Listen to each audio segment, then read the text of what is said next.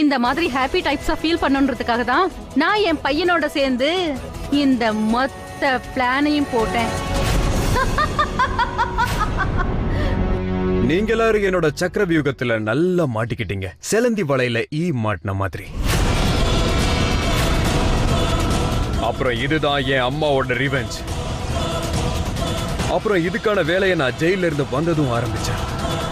அப்புறம் என்னைக்கு எங்க அம்மா எனக்கு மாயாவை பத்தி சொன்னாங்களோ அன்னையில இருந்து நான் அவளை நிழல் போல பின்தொடர ஆரம்பிச்சேன். அப்புறம் சரியான சந்தர்ப்பத்தை பார்த்து என்னோட சூழ்ச்சியை நான் செஞ்சேன். மாயா கிட்ட இருந்து அவளோட நாகமணி நான் எடுத்துட்டேன். அப்புறம் உங்களோட செல்ல சித்தார்த்தா என்னோட அடிமையாவும் மாத்திட்டேன்.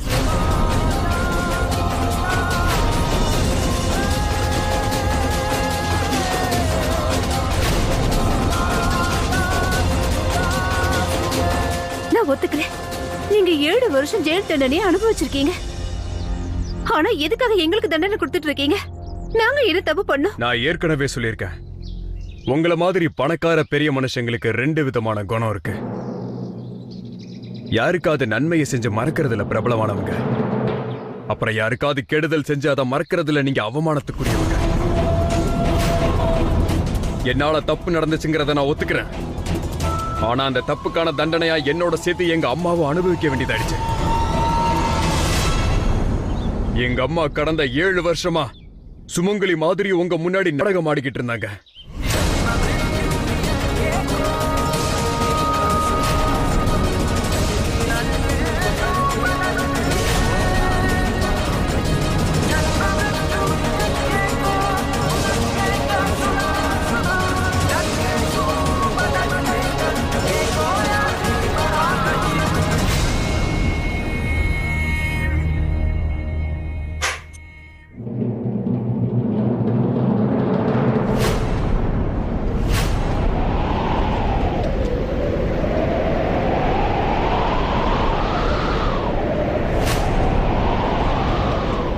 நான் என்ன நினைச்சேன்னா, எனக்கு தாலி கட்டினவரு என்னோட புருஷன் என் பிள்ளைய ஜெயில இருந்து கொண்டு வந்துருவாருன்னு. ஆனா அப்படி நடக்கல. எப்படி நடக்கும்?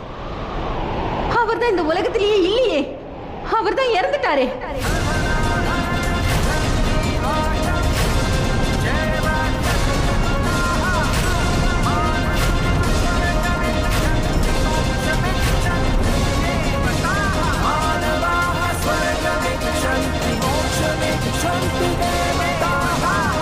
நான் என்ன நினைச்சேன்னா, அவருடைய மரணம் ஒரு ஆக்சிடென்டால நடந்துச்சுன்னு. ஆனா ராஜ்வீர் ஜெயில இருந்து வந்ததுக்கு அப்புறம் தான் அவன் என்கிட்ட உண்மையை சொன்னான். அவருடைய மரணம் ஆக்சிடென்டால நடக்கல, அவர் தற்கொலை பண்ணிக்கிட்டாரு. தற்கொலை.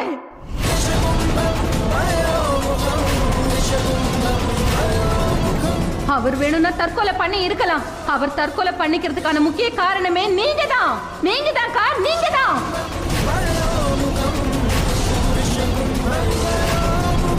நீங்க உங்க தங்கச்சியோட நெத்தில இருந்து குங்குமத்தை அழிச்சிட்டீங்க. இல்ல இல்ல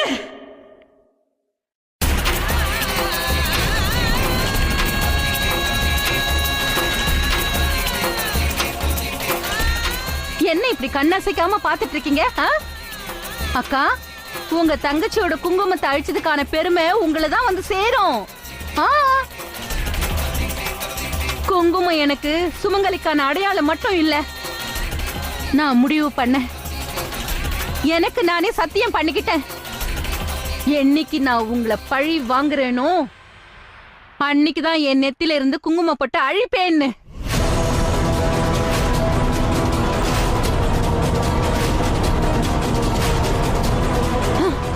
நல்லா பாருங்க, இந்த குங்குமத்தை நல்லா பாருங்க. அப்புறம் ஞாபகம் வச்சுக்கோங்க, அந்த தாய் மேல சத்தியம், எப்ப நீங்க என் நெத்தில இருக்கிற குங்குமத்தை அழிச்சிங்களோ அதே மாதிரி நான் இந்த உலகத்துல இருந்து பரத்வாஜ் குடும்பத்தோட பேரையும் புகழையும் அழிச்சிடுவேன்.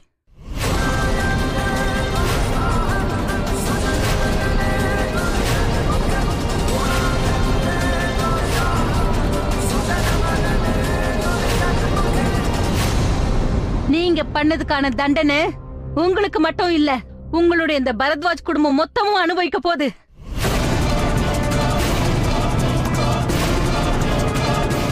எப்படி என்னுடைய பையன் சித்தார்த்த அவனுடைய அடிமையாக்கி வச்சிருக்கானோ அதே மாதிரி உங்க எல்லாரையும் நான் என் அடிமையாக்கி வச்சுப்பேன், எல்லாரையுமே.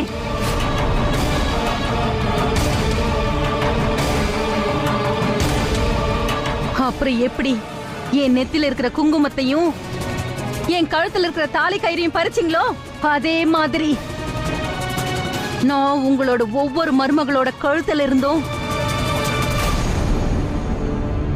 அவங்களோட தாலி கயிறெல்லாம் நான் பறிச்சிடுவேன். மனோ, வாய் மூடு.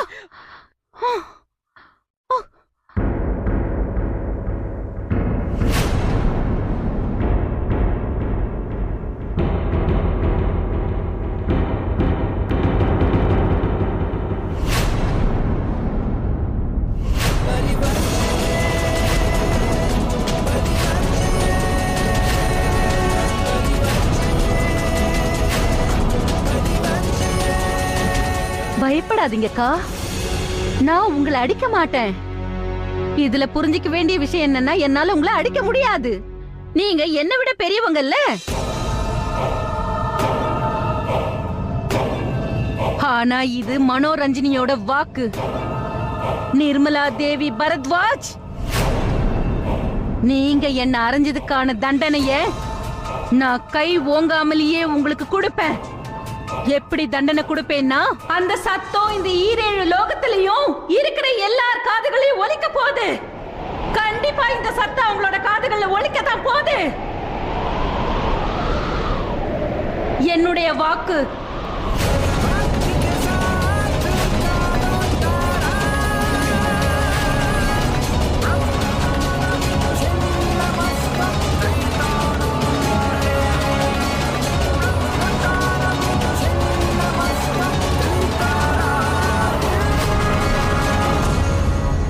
எங்க அம்மாவோட கதறல் இன்னைக்கு கூட என் காதுல ஒலிச்சுக்கிட்டு இருக்கு. இது எல்லாமே உங்களாலதான்.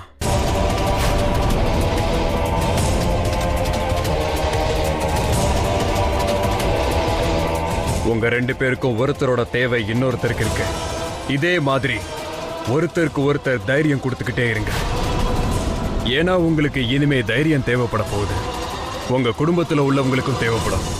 ஏன்னா இன்னைக்கு ராத்திரி நான் என்னோட வீட்டுக்கு வரப்போறேன், பரத்வாஜ் ஹவுஸ்க்கு.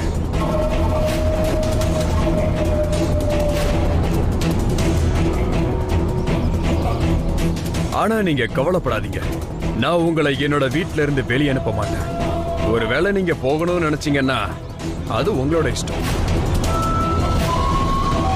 ஆனா ஒருவேளை நீங்க எங்க தங்குனீங்கன்னா, நீங்க கடவுளை கூட யோசிச்சு பார்க்காத மாதிரி நான் உங்க வாழ்க்கைய மாத்திடுவேன்.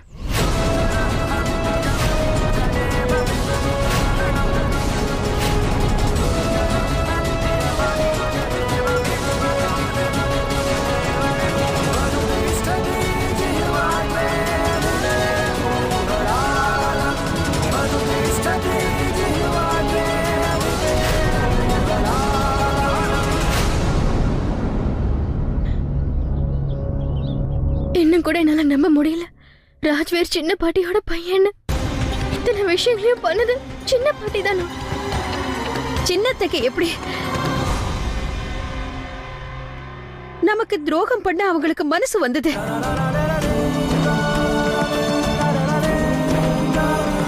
அம்மா தாயே. சுஜாதா, என்னாச்சு? அத்தை, என்னாச்சு? ஜாக்கிரதை. எதுக்காக இப்ப கவலைப்படுற மாதிரி நடிச்சிட்டு இருக்க? பவி, இங்க நடந்த எல்லா பிரச்சனைக்கும் நீ ஒருத்திதான் காரணம். நீ மட்டும் எங்க குடும்பத்துக்குள்ள வராம இருந்திருந்தா எங்க வாழ்க்கையில எங்க எல்லாரோட உயிருக்கும் ஆபத்து ஏற்படுற நிலைமை வந்திருக்காது. மாயா, உன்னால நீ நினைச்சதை அடைய முடியல. அதே சமயம் உன்னால எங்க சொத்தெல்லாம் பறி போய் எங்க எல்லாரோட உயிருக்கும் ஆபத்து வரப்போகுது. பவி அக்கா, ஏன் நீங்க காரணமே இல்லாம மாயா மேல பழி போடுறீங்க? தெரிஞ்சோ தெரியாமையும் நம்ம குடும்பத்துல உள்ளவங்களும் தவறு செஞ்சிருக்காங்க. மாயாக்கும் அவ பண்ண தப்புக்கு பிராயச்சித்தம் பண்ண வாய்ப்பு வேணும்ல. பாவம், இப்ப மாயா அவளோட உயிரை பணைய வச்சு நமக்காக உதவி பண்ணிட்டு இருக்கா. நீங்க ஏன் இப்ப இவங்களை திட்டுறீங்க பவியக்கா? ரோகிணி, நீயே தேவையில்லாம மாயாவுக்கு சப்போர்ட் பண்ணிட்டு இருக்க. நம்மளோட துக்கத்தை வேதனையை புரிஞ்சுக்கிறதுக்கு இவ ஒண்ணு மனுஷி கூட கிடையாது. அவளால புரிஞ்சுக்க கூட முடியாது. அப்புறம் எதுக்காக அவளுக்கு சப்போர்ட் பண்ணி பேசிட்டு இருக்கா? அட நம்மள விடு. நம்ம பசங்களை பத்தி நினைச்சு பாத்தியா? நம்ம குடும்பம் என்ன ஆகும்? எல்லாருடைய பாதுகாப்பு என்ன ஆகும்? இது எல்லாத்தோட பெரிய விஷயம் என்ன தெரியுமா ரோகிணி? நீ ஒரு சுமங்கலியா இருந்தும் ஒரு விதவையோட வாழ்க்கைய வாழ்ந்துட்டு இருக்க.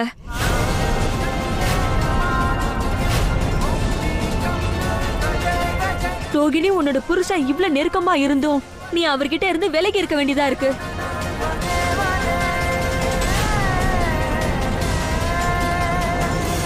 இதெல்லாம் யாரால? இவளால தானே. பிரேமாலையும் சீமாவிலையும் நம்ம குடும்பத்தையும் பிசினஸையும் காப்பாத்த முடியுமான்னு தெரியல. எல்லாம் அந்த தாய்க்கு தான் வெளிச்சம். ஒருவேளை அவங்களால காப்பாத்த முடியாம போயிடுச்சுன்னா அப்புறம் நம்ம எல்லாரும் தெருவுக்கு வந்துடுவோம். நம்ம குழந்தைங்க, அவங்களோட படிப்பு, அவங்களுடைய எதிர்காலம் எல்லாமே முடிஞ்சு போயிடும். பவியக்கா, இந்த விஷயம் என்னோடதோ உங்களோடதோ இல்ல, நம்ம மொத்த குடும்பத்தை பத்தினது. வழக்கம் போல இப்பவும் நம்ம எல்லாரும் சேர்ந்து இந்த பிரச்சனையை எதிர்ப்போம். தப்பா நினைக்காத ரோகிணி.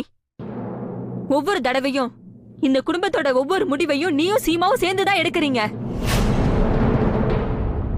அதனால வர பிரச்சனைய நாங்க எல்லாரும் சேர்ந்துதான் அனுபவிக்கிறோம். போதும்.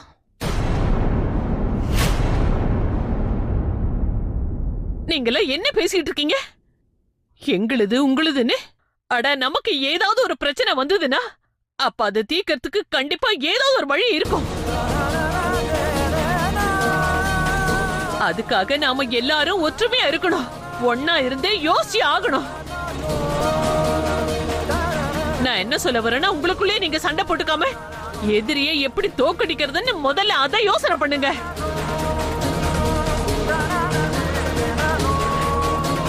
அந்த தாயோட கருணையால நிச்சயமா ஏதாவது ஒரு வழி பிறக்காம இருக்காது. எனக்கு அந்த நம்பிக்கை இருக்கு.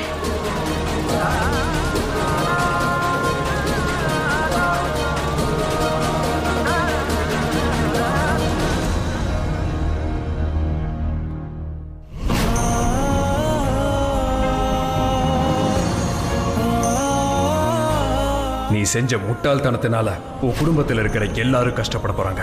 உங்களோட சொத்துக்கள் எல்லாமே இப்ப என்னோட பேருக்கு டிரான்ஸ்பர் ஆயிடுச்சு. ஆக்சுவலி என்னோட பேரு ராஜ்வீர் தான். உங்களோட அன்பான மனோரஞ்சன் பாட்டியோட மகன் ராஜ்வீர்.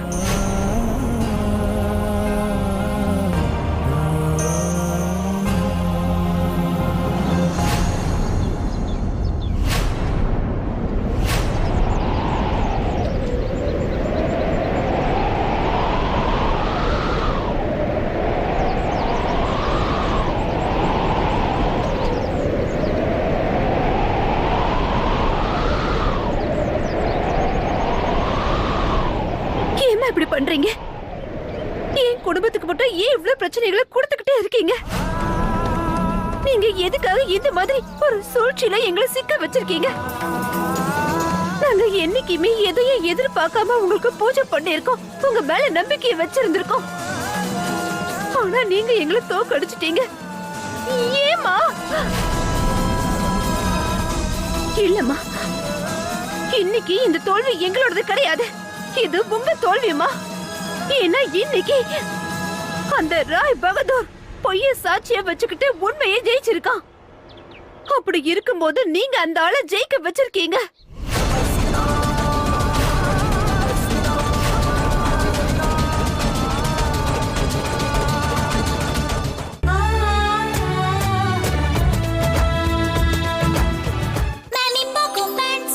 ஓ, உங்க டைப்பர் ஹெவி ஆயிடுச்சு.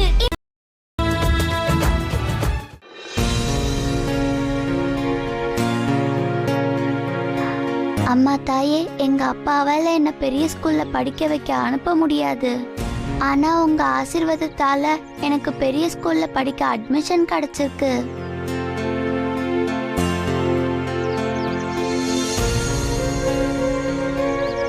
இப்போதைக்கு இதை தவிர என்கிட்ட எதுவுமே இல்லை. பிரசாதத்துக்கு நான் சக்கரை மட்டும்தான் கொண்டு வந்திருக்கேன். ஆனா ஒண்ணு, நல்லா படிச்சு நான் பெரிய ஆபீசர் ஆனதுக்கு அப்புறம் உங்களுக்கு நிறைய ஸ்வீட் வாங்கி கொடுப்பேன்.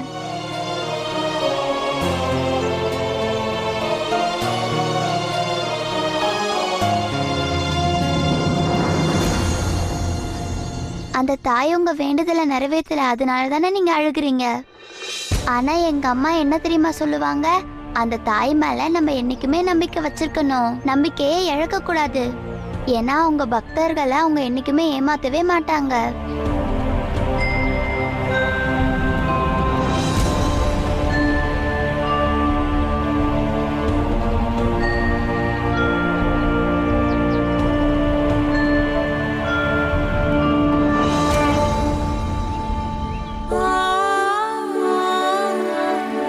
என்ன மன்னிச்சிருங்கம்மா. கோவத்துல நான் என்னென்னமோ பேசிட்டேம்மா. ஆனா இந்த குழந்தை எனக்கு எல்லாத்தையும் புரிய வச்சுட்டா. தயவு செஞ்சு என்ன மன்னிச்சிருங்க.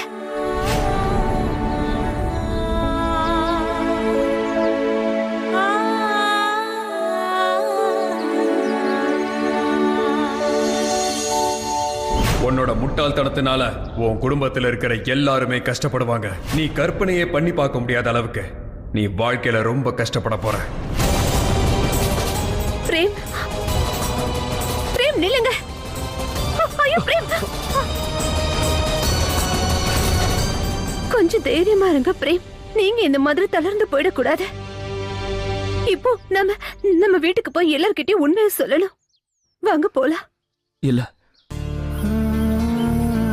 எந்த முகத்தோட நான் அவங்க முன்னாடி போய் நிப்பேன்? அப்பா ரொம்ப நம்பிக்கையோட பிசினஸோட எல்லா பொறுப்புகளையும் என்கிட்ட ஒப்படைச்சிருந்தாரு. நம்ம ஸ்வீட்ஸோட பேரை வெளிநாட்டுல பிரபலமாக்குறது இருக்கட்டும், இப்ப நம்ம நாட்டிலேயே நம்ம பேரை நான் கெடுத்துட்டேனே. என்னால வீட்டுக்கு வர முடியாது சீமா. அஞ்சலி, சஞ்சனா அவங்களுக்கெல்லாம் நான் என்ன பதில் சொல்லுவேன்? எல்லாரோட எதிர்காலத்தையும் நான் அழிச்சிட்டேன். அம்மாவை பத்தி யோசிச்சு பாரு. இது எல்லாமே செஞ்சது அவங்களுடைய தங்கச்சின்னு அவங்களுக்கு தெரிஞ்சதுன்னா அவங்க எந்த அளவுக்கு வருத்தப்படுவாங்க. அவங்க முன்னாடி போய் என்னால நிக்க முடியாது சீமா. பிரேம் இங்க பாருங்க, உங்களை நீங்களே எதுக்காக இப்படி கஷ்டப்படுத்திக்கிறீங்க? இப்போ நடந்த எதுலயுமே உங்க தப்பு எதுவுமே இல்ல. நீங்க வேணா பாருங்க, அந்த தாய் நிச்சயமா இந்த பிரச்சனையில இருந்து நம்மள வெளியே கொண்டு வந்துருவாங்க. அம்மன் மேல நம்பிக்கை வைங்க பிரேம். கூடிய சீக்கிரம் எல்லாமே சரியாயிடும். அது மட்டும் இல்லாம நாம இப்போ இழந்த எல்லாமே நமக்கு திரும்ப கிடைச்சிடும் பிரேம். நீங்க தயவு செஞ்சு இந்த மாதிரி வருத்தப்படாதீங்க பிரேம். இங்க பாருங்க, இது வரைக்கும் நம்ம குடும்பத்துல எல்லாரும் எப்பவுமே ஒருத்தருக்கு ஒருத்தர் துணையா இருந்து நமக்கு வந்த எல்லா கஷ்டங்களையும் தாண்டி போராடி இருக்கோம். இனிமேவும் நம்ம அந்த மாதிரி தான் இருக்க போறோம். நம்பிக்கையோட இருங்க. கூடி சீக்கிரம் எல்லாமே சரியாயிடும் பிரேம். நீங்க ப்ளீஸ் வீட்டுக்கு வாங்க. எல்லாரும் நமக்காக காத்துக்கிட்டு இருப்பாங்க.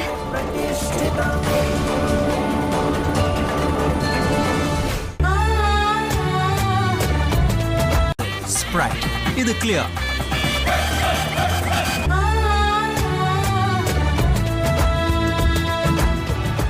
இன்னைக்கு ராத்திரி நகரத்தோட எல்லா வழியும் பரத்வாஜ் ஹவுஸை நோக்கியே போகும்.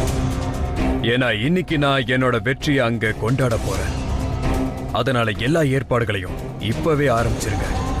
ஏன்னா யாரும் குறை சொல்றதுக்கான வாய்ப்பை நான் கொடுக்க விரும்பல. குட்.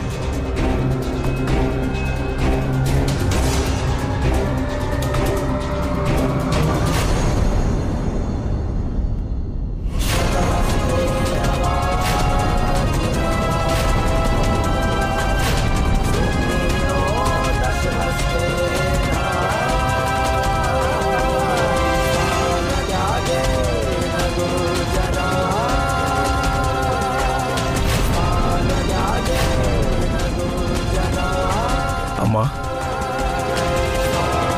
இன்னையில இருந்து நான் என்னுடைய உண்மையான வாழ்க்கையை வாழ போறேன். இதுல புரிஞ்சிக்க வேண்டிய விஷயம் என்னன்னா, நான் இந்த சுமங்கலிங்கிற நாடகத்தை ஆடி நான் விதவைங்கிற விஷயத்த சுத்தமா மறந்தே போயிட்டேன்.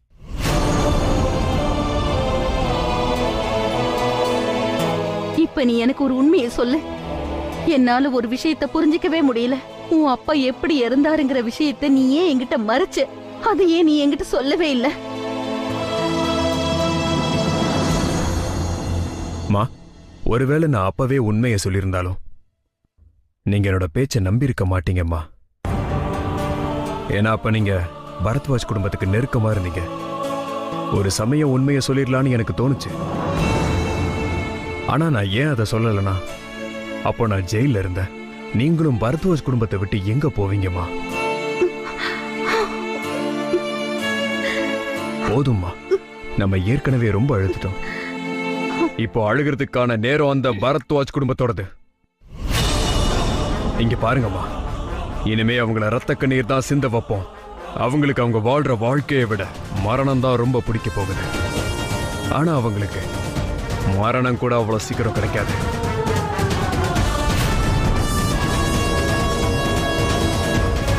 இதுல புரிஞ்சுக்க வேண்டிய விஷயம் என்னன்னா, என் புருஷன் சாவுக்கு காரணமான அந்த பொம்பளைய நான் கண்டிப்பா பழி வாங்குவேன்.